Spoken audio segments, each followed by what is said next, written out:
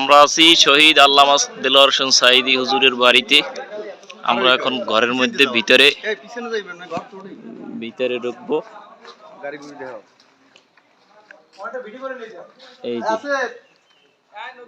এই যে তার বাড়ির উঠান। আমরা এখন আস্তে আস্তে ভিতরে যাব। আল্লামা সাঈদী হুজুরের সামনের রুম।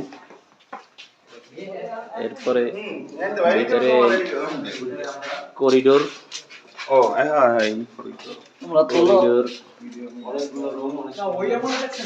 করিডোর ভিতরে কোনো লোক নাই, যাতে আমরা কোনো তথ্য জানার মতো কোনো লোক নাই। আমরা শুধু খালি বাড়িটার ভিডিও করতেছি।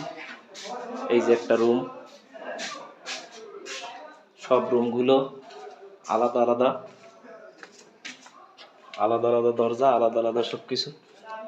এই যে এই আর একটা রুম,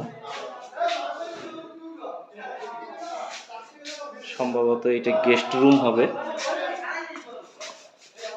এই যে এরপরে এই আর একটা রুম, এইটা হয়তো বা মাস্টার বেড হইতে পারে।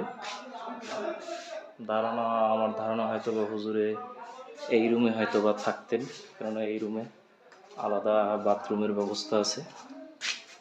এই যে এই রুমটা।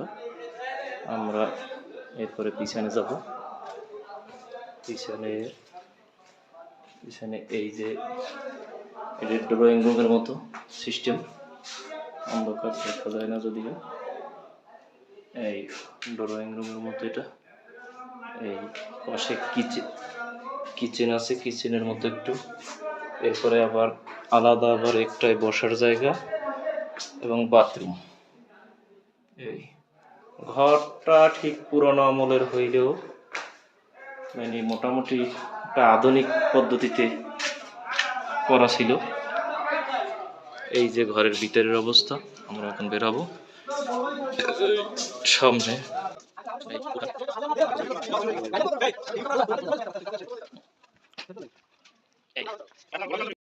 এই যে আল্লামা সাঈদী হুজুরের বাড়ির কবরস্থান। আমরা এখন এই কবরস্থান থেকে যাইতেছি। তার পারিবারিক কবরস্থান, তার আব্বা এবং আম্মা এই কবরস্থান। এই হইল হুজুরের বাড়ির পুকুর এবং পুকুরের বৈঠকখানা। দীর্ঘদিন এলাকা মানুষজনের চলাচল না থাকায় জীর্ণ শীর্ণ কচুরিপানায় ভরে আছে। এই যে বৈঠকখানা, যেখানে হুজুরের ফ্যামিলি, হুজুর অবসর সময় হয়তো বা এখানে কাটাতেন। এইটার সেই পুরানো আমলের সেই বৈঠকখানা। এই রাস্তা নষ্ট হয়ে গেছে। আমরা এখন